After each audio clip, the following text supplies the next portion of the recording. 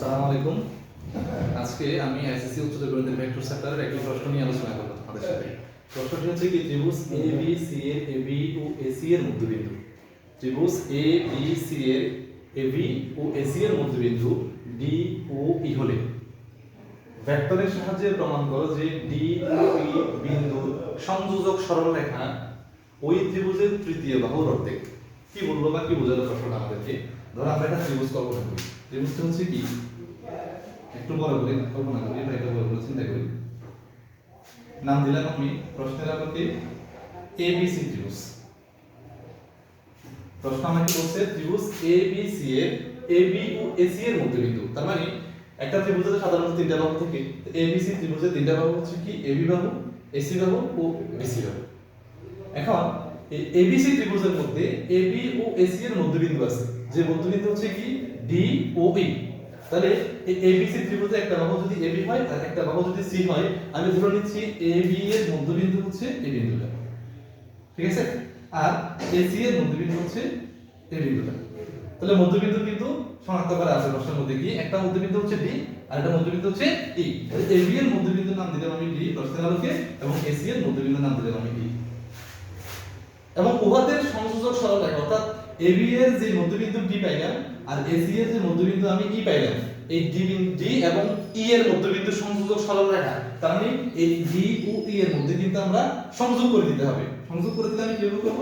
এই ডি থেকে এর দিকে আমি এই কানেকশনটা করে দেব, এটা। তাহলে এ বি সি ত্রিভুজের একটা বাহু হচ্ছে এবি, একটা বাহু হচ্ছে এসি আর একটা বাহু হচ্ছে বিসি। আমাকে প্রশ্নে বলছে এবিসি ত্রিভুজের এবি বাহুর একটা মধ্যবিন্দু আছে এবং এসি বাহুর একটা মধ্যবিন্দু আছে। ওই মধ্যবিন্দুগুলো কি কি? বলে এবি বাহুর মধ্যবিন্দু হচ্ছে ডি এবং এসি বাহুর মধ্যবিন্দু হচ্ছে ই। শুধু মধ্যবিন্দু শনাক্ত করে আমাকে থামতে বলে না, আমাকে আরেকটা কাজ করতে বলছে প্রশ্নে। বলছে কি ডি ও ই হলে মধ্যবিন্দু যদি ডি ও ই হয়, তাহলে ভেক্টরের সাহায্যে প্রমাণ করো যে ডি ও ই বিন্দুর সংযোজক সরলরেখা। তার মানে ডি বিন্দু আর ই বিন্দুর মধ্যে আমি সংযোগ করাই দিতে হবে একটা সরলরেখার মাধ্যমে, যেটা একটা সরলরেখা উৎপন্ন করে। ডি ও ই বিন্দুর সংযোজক সরলরেখা উৎপন্ন করে। তাহলে ডি বিন্দু এবং ই বিন্দু যদি আমি সংযোজক সরলরেখা পাই, সেটা কি পাই? আমি ডি সংযোজক সরলরেখা পাই। এবার আমাকে এই ত্রিভুজটাকে এবং এই ডি ও ই বিন্দু সংযোজক সরলরেখাকে আমাকে ভেক্টরের সাহায্যে প্রমাণ করতে বলছে। ভেক্টরের সাহায্যে কি প্রমাণ করতে বলছে? বলছে কি এবিসি ত্রিভুজের এবি এর মধ্যবিন্দু ডি ও এসি এর মধ্যবিন্দু ই এর মাধ্যমে যেই সংযোজক সরলরেখা ডি আমি পাইলাম, সেই প্রমাণ করতে হবে কি ওই ডি সংযোজক সরলরেখাটা ওই ত্রিভুজের তৃতীয় বাহু।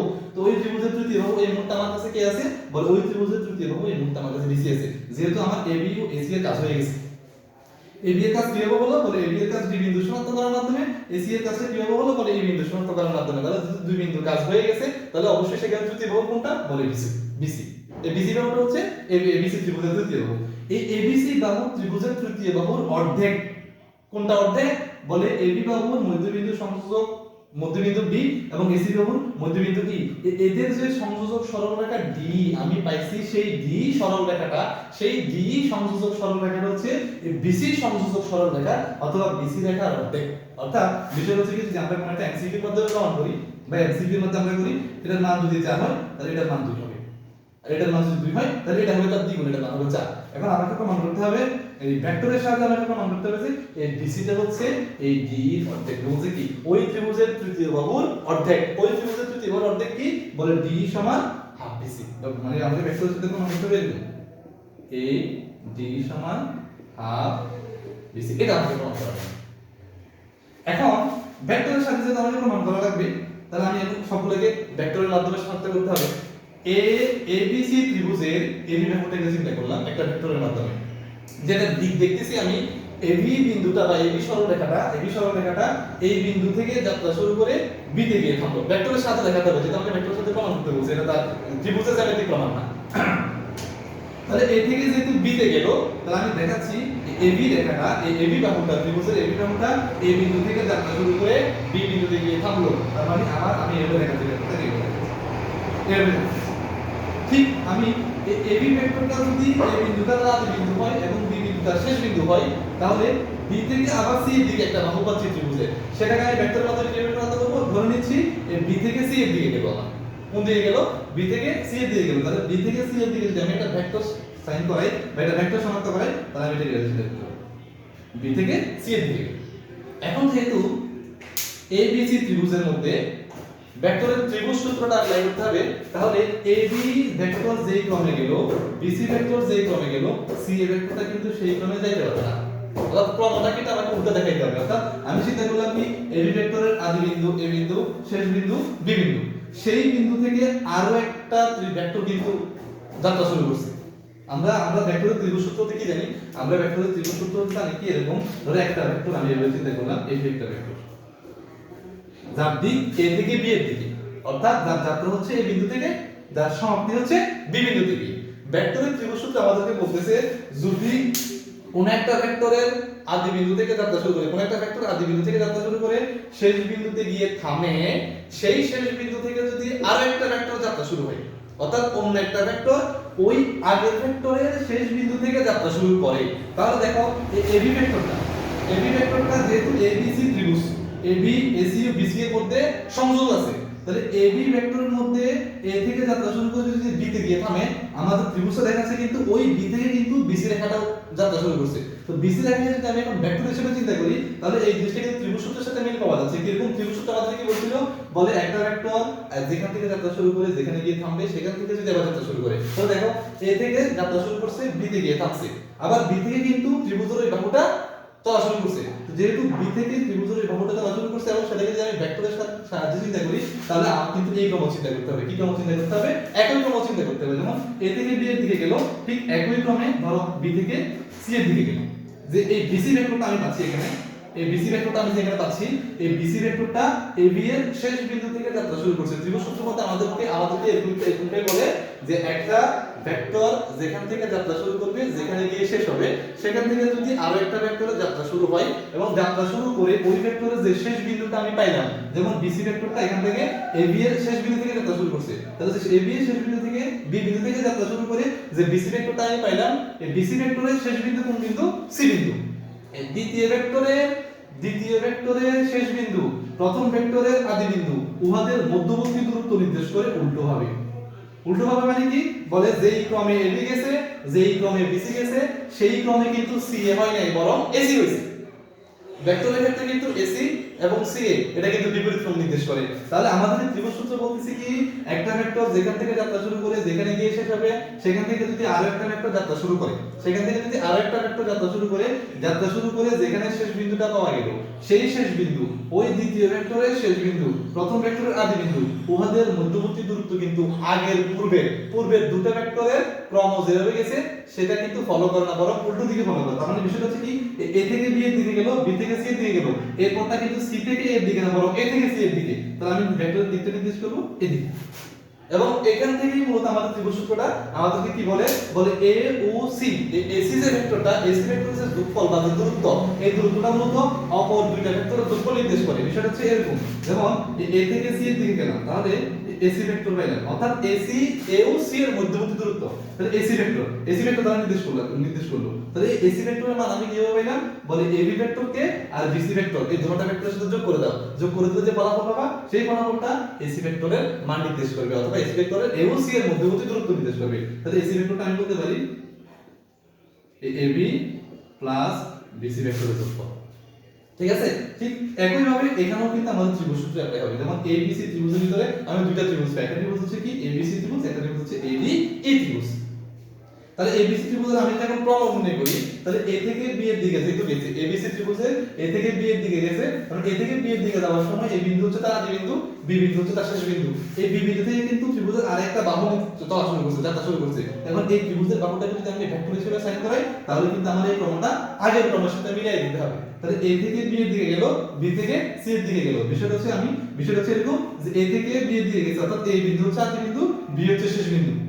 এখন আবার শেষ বিন্দু থেকে আরেকটা ভেক্টর যাত্রা শুরু করলো, এজন্য আমার আগের ক্রমটা কিন্তু ফলো করতে হবে। এখন আগের ক্রম ফলো করতে গিয়ে যেহেতু এখানে আমার ত্রিভুজ সূত্রটা আসতেছে, তাহলে আমি সেখানে সি থেকে কিন্তু এর দিকে আর ক্রম নির্দেশ করতে পারবো না, বরং এ থেকে সি এর দিকে আমার ক্রম নির্দেশ করতে হবে। তখন ক্রমটা হবে আমার এরকম। ঠিক আছে কথা? তাহলে এই এ বি সি ত্রিভুজকে আমি ভেক্টর দ্বারা সাইন করলাম। কি রকম, যে এবি ভেক্টর, বিসি ভেক্টর এবং সি এ ভেক্টর হয় না, বরং কি হইছে এসি ভেক্টর হইছে। তাহলে আমি এবিসি ত্রিভুজের মধ্যে কি ভেক্টর পাইছি, এবি ভেক্টর পাইছি, বিসি ভেক্টর পাইছি এবং এসি ভেক্টর পাইছি। এবার এখানে কিন্তু আরেকটা ত্রিভুজ আছে, ত্রিভুজটা কি ADE ত্রিভুজ। কারণ কি এখানে যেহেতু AB এর মধ্যবিন্দু D এবং AC এর মধ্যবিন্দু E এবং এজ এর মাধ্যমে একটা সংযোজক সরলরেখা পাইলাম, তাহলে এই সংযোজক সরলরেখা কিন্তু ভিতরে ABC ত্রিভুজের ভিতরে ADE আরেকটা ত্রিভুজ নির্দেশ করে। এখন DE এর আমি কিভাবে ভেক্টর সাইন করাবো? এখন দেখো এটা সাইন করার একটা কৌশল আছে, সেটা কি বলে এই যে এই DE যে রেখাটা ABC ত্রিভুজের যে DE সংযোজক সরলরেখাটা, সেই DE সংযোজক সরলরেখা কিন্তু BC এর সমান্তরাল, BC এর সমান্তরাল। এখন BC এর সমান্তরাল যেহেতু BC এর ডিরেকশন যেরকম হবে, বলে DE ডিরেকশন একই রকম হবে। যদি BC এর ডিরেকশনটা হতো C থেকে B এর দিকে, তাহলে DE এর ডিরেকশনটা হতো E থেকে D এর দিকে। যেহেতু B থেকে C এর দিকে ডিরেকশনটা B থেকে C এর দিকে, অর্থাৎ BUC বিন্দু দ্বারা যে ভেক্টরটা BC ভেক্টর আমি পাইলাম, সেই ভেক্টরের ডিরেকশন কিন্তু B থেকে C এর দিকে, যার কারণে D থেকে E এর দিকে যখন আমি ডিরেকশন দেব, সেই ডিরেকশনটা হবে আমার D থেকে E বিন্দু দিকে। অর্থাৎ এই ভেক্টরটা D ভেক্টরটা D বিন্দু থেকে যাত্রা শুরু করে E বিন্দু দিকে থাকছে। অর্থাৎ এই D ভেক্টরের আদি বিন্দু হচ্ছে D বিন্দু এবং D ভেক্টরের E বিন্দু হচ্ছে শেষ বিন্দু। এবং এটা আমি D থেকে E এর দিকে কেন দিলাম? কারণ DE বাহুটা BC বাহুর সমান্তরাল, এবং যেহেতু সমান্তরাল আমরা দেখতে পাচ্ছি BC যে বাহুটা আছে, ত্রিভুজের বাহুটা, সেটাকে যখন আমরা ভেক্টর হিসেবে চিন্তা করলাম, তখন তার দিক হচ্ছে B থেকে C এর দিকে। ঠিক একই ভাবে BC বাহুর সমান্তরাল যে DE টা আমি পাইলাম, সেই DE বাহুর যদি আমি ভেক্টর হিসেবে চিন্তা করি, তাহলে সেটা আমি চিন্তা করব কোন দিকে? D থেকে E এর দিকে, কারণ এই DE টা BC এর সমান্তরাল, যার কারণে আমি ওই একই ডিরেকশনে চিন্তা করছি, তার উল্টো ডিরেকশনে চিন্তা করার কোনো সুযোগ নেই। তাহলে আমি এটার ভিতরে টোটাল ABC ত্রিভুজ এবং ADE ত্রিভুজের মধ্যে আমি জানা পাইলাম, সেখানে কি কি পাইলাম? বলে ABC ত্রিভুজ থেকে AB একটা ভেক্টর পাইলাম, ABC ত্রিভুজ থেকে BC একটা ভেক্টর পাইলাম, ABC ত্রিভুজ থেকে AC একটা ভেক্টর পাইলাম। আবার ADE ত্রিভুজ পাইলাম একটা, যেখানে একটা বাহু হচ্ছে কি AD বাহু, একটা বাহু হচ্ছে কি DE বাহু, একটা বাহু হচ্ছে AE বাহু। এবার এই ABC ত্রিভুজের তিনটা বাহুর মধ্যে তিনটা ভেক্টর আবার, একটা ভেক্টর হচ্ছে AD ভেক্টর, একটা ভেক্টর হচ্ছে AD ভেক্টর, কেমন? একটা ভেক্টর হচ্ছে D ভেক্টর, একটা ভেক্টর হচ্ছে AE ভেক্টর। এই ত্রিভুজের ভিতরে কিন্তু আমরা ভেক্টরের ত্রিভুজ সূত্র অথবা ভেক্টরের বিয়োগ বিধি আমরা এই অ্যাপ্লাই করে আমরা প্রশ্নটা সমাধান করব। তো ভেক্টরের ত্রিভুজ বিধি যে কথা, ভেক্টরের ত্রিভুজ বিধি থেকে ভেক্টরের বিয়োগ বিধি আসে, বিয়োগ বিধি আসলে হাতে তেমন কিছু না। এখন যদি আমি চিন্তা করি, আমরা যদি এখন প্রশ্নের সমাধান করি, তাহলে দেখো তো আমরা চিন্তা করতে পারি, যেহেতু আমাকে D এর সাথে BC এর ফলাফল আনতে হবে, এই D ভেক্টরের সাথে BC ভেক্টরের ফলাফল আনতে হবে। ফলাফলটা কি আনতে হবে? আমাদেরকে দেখাইতে হবে এই D টা BC এর অর্ধেক, D বাহুটা অর্থাৎ D ভেক্টরটা বা D ভেক্টরের যে মান, সেই মানটা হচ্ছে BC ভেক্টরের মানের অর্ধেক মূলত। এটা আমাকে প্রমাণ করতে হবে। এখন যদি আমি চিন্তা করি, দেখো ADE ত্রিভুজ চিন্তা করি, ADE ত্রিভুজ চিন্তা করি, ADE ত্রিভুজের মধ্যে AD ভেক্টর আছে, D ভেক্টর আছে এবং AE ভেক্টর আছে। অর্থাৎ বিষয়টা হচ্ছে এরকম, AD যে ভেক্টরের দিক হচ্ছে A থেকে D এর দিকে, আবার একই ক্রমে D থেকে আরেকটা ভেক্টরে যাত্রা শুরু করলো, যেটা আদি বিন্দু হচ্ছে কি D বিন্দু এবং শেষ বিন্দু হচ্ছে কি আমার A বিন্দু, একই ক্রমে গেল। তাহলে এখানে যে A বিন্দু আর E বিন্দুর যে মধ্যবর্তী দূরত্ব নির্দেশ করবে, সেটা হচ্ছে এই। এখন এই কে যদি আমি ভেক্টর হিসেবে চিন্তা করি, তাহলে অপর দুই বাহুর উল্টো ডিরেকশনে চিন্তা করতে হবে। যে ত্রিভুজটা আমাদের কাছে সেটাই বলছে, তাহলে উল্টো ডিরেকশনে যদি আমি চিন্তা করি, কেউ চিন্তা করতে হবে, পরে আমাকে এভাবে চিন্তা করতে হবে, তার উল্টো ডিরেকশনে চিন্তা করতে হবে। তাহলে এই উল্টো ডিরেকশনে চিন্তা করলে আমি এখানে ভেক্টরের ত্রিভুজ সূত্রটা অ্যাপ্লাই করতে পারবো। তাহলে ভেক্টরের ত্রিভুজ সূত্রটা অ্যাপ্লাই করে আমি এখানে কি লিখতে পারি? আমি এখানে লিখতে পারি এই AD ভেক্টর যোগ D ভেক্টর সমান সমান এই ভেক্টর। ভেক্টরের ত্রিভুজ সূত্র আমাদের সেটা বলতেছে। এখন আমার যেহেতু D এর সাথে BC এর প্রমাণে আনতে হবে, প্রমাণে মিলাতে হবে, তাহলে D এর একটা মান কিন্তু আমি এখান থেকে বের করতে পারি ভেক্টরের সাহায্যে। দেখো আমার কিন্তু এখানে আছে AD ভেক্টর যোগ D ভেক্টর সমান সমান এই ভেক্টর। তাহলে আমি যদি এখানে একটু ক্যালকুলেশন করি, এখানে যদি আমি D ভেক্টরকে রেখে দিই, তাহলে D ভেক্টরের একটা ফলাফল বের করি, তাহলে আমি কি দেখতে পাবো? এখানে এই ভেক্টরকে রাখি আর প্লাস AD ভেক্টরকে যদি আমি ওদিকে নিয়ে যাই, তাহলে আমি লিখতে পারবো মাইনাস AD ভেক্টর। তাহলে এই ভেক্টর এবং AD ভেক্টরের একটা মান আমি এখান থেকে পেলাম। আমি এখানে এক নম্বর সমীকরণ লিখে দেব। আমি আবার বলতেছি ABC ত্রিভুজ এবং ADE ত্রিভুজ, এই দুটো ত্রিভুজকে আমি ভেক্টরের সাহায্যে সাজালাম। ভেক্টরের ত্রিভুজ সূত্র নিয়ম কানুনকে ফলো করে আমি সেগুলোকে ভেক্টর হিসেবে সাইন করলাম। এখন আমার প্রমাণ মিলাইতে হবে কিন্তু এই ডি ভেক্টরটা, এই ডি ভেক্টরের যে মানটা, সেই ডি ভেক্টরের মান হচ্ছে ওই এবিসি ত্রিভুজের যে তৃতীয় বাহু বিসি আছে সেই বিসি বাহুর মানের অর্ধেক, কিন্তু এটা আমাকে প্রমাণ করতে হবে। আমি এখানে দুইটা ত্রিভুজ আছে, একটা হচ্ছে এডি ত্রিভুজ, একটা হচ্ছে এবিসি ত্রিভুজ। আমি এ ডি ই ত্রিভুজ থেকে কাজ শুরু করলাম এবং সেখান থেকে ডি ভেক্টরের মান বের করলাম। ডি ভেক্টর কি বের করছি আমি এখান থেকে লিখছি এ ডি ই ত্রিভুজকে আমি এখানে চিন্তা করলাম, যেখানে এডি একটা ভেক্টর, ডি একটা ভেক্টর, এই একটা ভেক্টর। এখানে যদি আমি ভেক্টর ত্রিভুজ সূত্র অ্যাপ্লাই করি তাহলে দুই ভেক্টরের ত্রিভুজ সূত্র অনুসারে বলতে পারি এডি যোগ ডি সমান সমান এই, এডি যোগ ডি সমান সমান এই। এখান থেকে আমি ডি এর মানটা বের করলাম, ডি এর মানটা বের করলাম, এখন একটা ভেক্টর দ্বারা চিন্তা করছি, এখন মান বলা যাবে না, তারপর আমি বোঝার সুবিধাতে বলতেছি। তো আমি ডি ভেক্টর কি পেলাম, ডি ভেক্টর সমান হয়ে পেলাম এই মাইনাস এডি। এবার আমি ত্রিভুজ এবিসি এর ভিতর ঢুকতে পারি।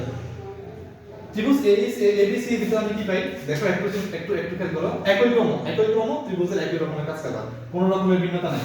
এবিসি যে ত্রিভুজ, এবিসি যে ত্রিভুজ, আমি একটু এখান থেকে অঙ্কন করি বোঝার সুবিধাতে, এখান থেকে একটু অঙ্কন করি।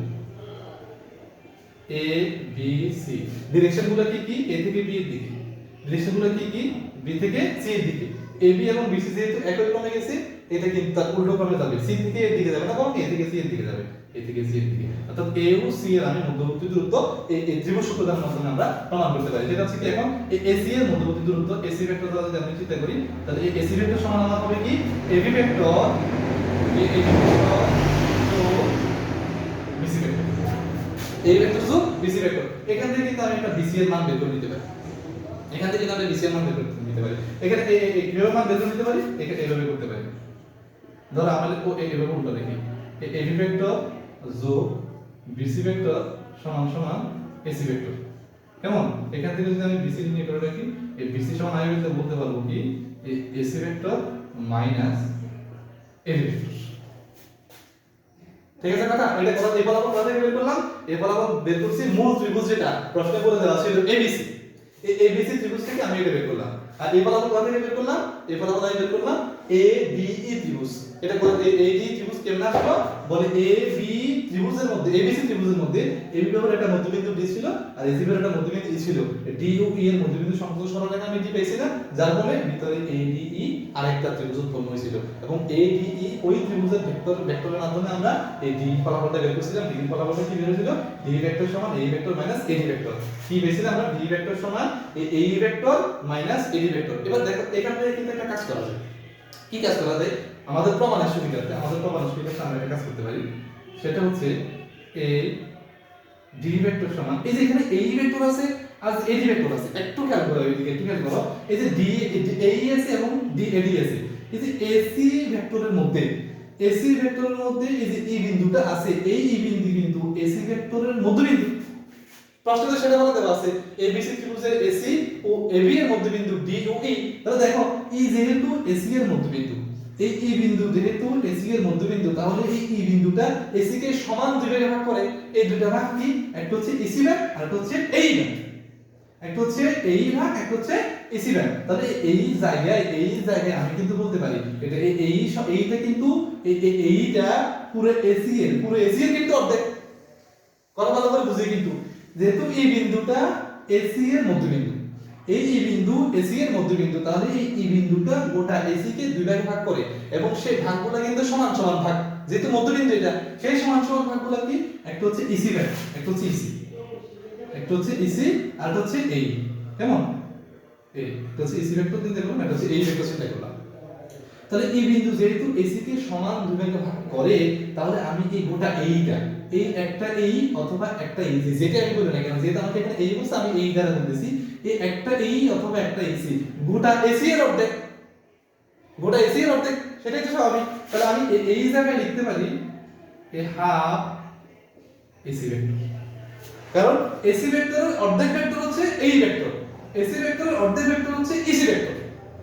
যেহেতু কি, যেহেতু এই বিন্দু এসি এর মধ্যবিন্দু, এসি এর মধ্যবিন্দু হওয়ার কারণে গোটা এসি কে দুই ভাগে ভাগ করছে, সেই ভাগ কিন্তু সমান সমান ভাগ, একটা ভাগ হচ্ছে এই ভাগ, একটা ভাগ হচ্ছে ইসি ভাগ। ঠিক আছে কথা? এইজন্য আমি এই জায়গায় লিখতে পারি কি, এই জায়গায় লিখতে পারি এসি এর অর্ধেক অর্থাৎ হাফ এসি। ঠিক তেমনি ভাবে মাইনাস এডি জায়গায় লিখতে পারি এই যে এডি টা, যেহেতু ডি বিন্দু আমাদের এবি ভেক্টরের মধ্যবিন্দু, তাহলে ডি বিন্দুটা আমাদের এডি এবং ডিবি এই দুটো ভেক্টর আমাদের সমান ভাবে ভাগ করছে।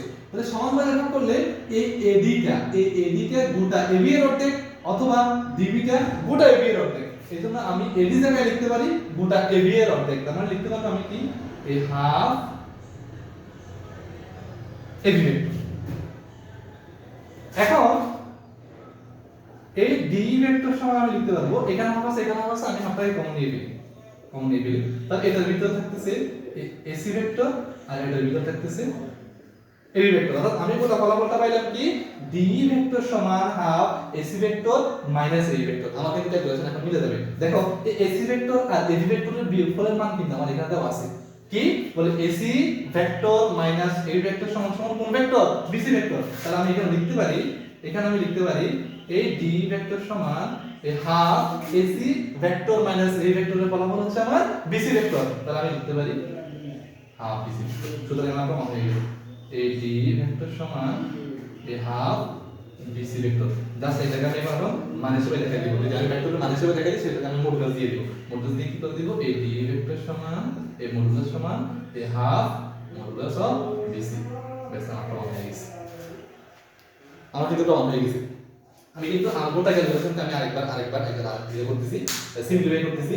আমি আরেকবার একটু খেয়াল করো ত্রিভুজ এবিসি এর এবি ও এসি এর মধ্যবিন্দু একটা ত্রিভুজ চিন্তা করছিলাম আমরা এবিসি। সেটা তখন কিন্তু ত্রিভুজ ছিল, এটা আমরা এখন ভেক্টর হিসেবে চিন্তা তখন করি নাই কিন্তু। তখন এবিসি ত্রিভুজের এবি ব্যবহার একটা মধ্যবিন্দু প্রশ্ন আমাদেরকে বলতেছে ডি, আবার এসি ব্যবহার একটা মধ্যবিন্দু প্রশ্ন আমাদেরকে বলতেছে কিন্তু ই। ঠিক আছে কথা? তাহলে এই এ বি সি ত্রিভুজের দুটো মধ্যবিন্দু পাইছি, একটা মধ্যবিন্দু ডি, একটা মধ্যবিন্দু হচ্ছে ই। এই এবি এর মধ্যবিন্দু ডি এবং এসি এর মধ্যবিন্দু ই শুধু মধ্যবিন্দু শনাক্ত করে নেই, প্রশ্ন আমাদেরকে বলছে ডি ও ই এই দুটো মধ্যবিন্দু সংযোজক সরলরেখা।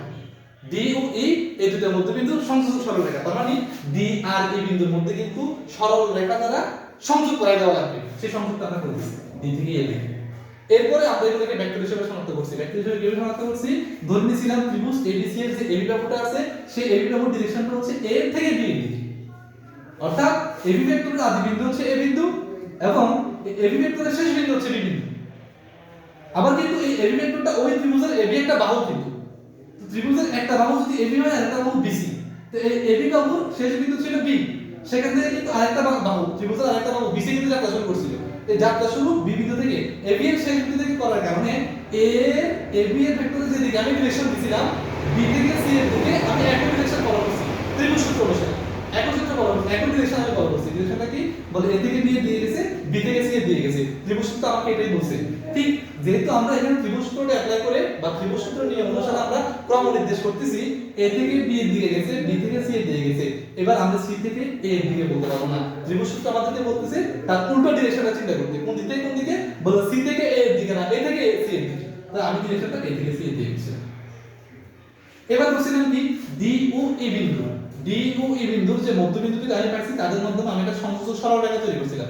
এই সংযোজক সরলরেখা যে ডিরেকশনটা আমি যখন চিন্তা করলাম সেই ডিরেকশনটা আমি ইচ্ছে করলে ই থেকে ডি এর দিকে দিতে পারতাম, কিন্তু কেন দিতে পারি নাই বলে ডি ইটা বিসি এর সমান্তরাল, ডি ইটা বিসি এর সমান্তরাল। তো তুমি এটাকে ডি বলো আর বিসি বলো, সিবি বলো আর ডি বলো, কথা কিন্তু একই। কিন্তু আমি এখন ওভাবে কেন বলতেছি না, ওভাবে না বলার কারণ হচ্ছে কি আমার যে বিসি ভেক্টরটা আছে, সেই ভেক্টরের ডিরেকশন কিন্তু বি থেকে সি এর দিকে এবং ওই বিসি ভেক্টরের সমান্তরাল ভেক্টর যেহেতু ডি ভেক্টর হবে সুতরাং তার ডিরেকশন হলো আগের বিসি এর মতো। অর্থাৎ আগের বিসি এর মতো মানে কি বলে বি থেকে সি এর দিকে গেছে, বিসি ভেক্টর যেহেতু বি থেকে সি এর দিকে গেছে এবং ওই বিসি ভেক্টরটা যেহেতু ডি ভেক্টরের সমান্তরাল হবে সুতরাং ডি ভেক্টর যখন আমি চিন্তা করব, ডি সরলরেখাকে যখন আমি ডি ভেক্টর হিসেবে চিন্তা করব তখন তার ডিরেকশন দেওয়া লাগবে কিন্তু ডি থেকে এর দিকে।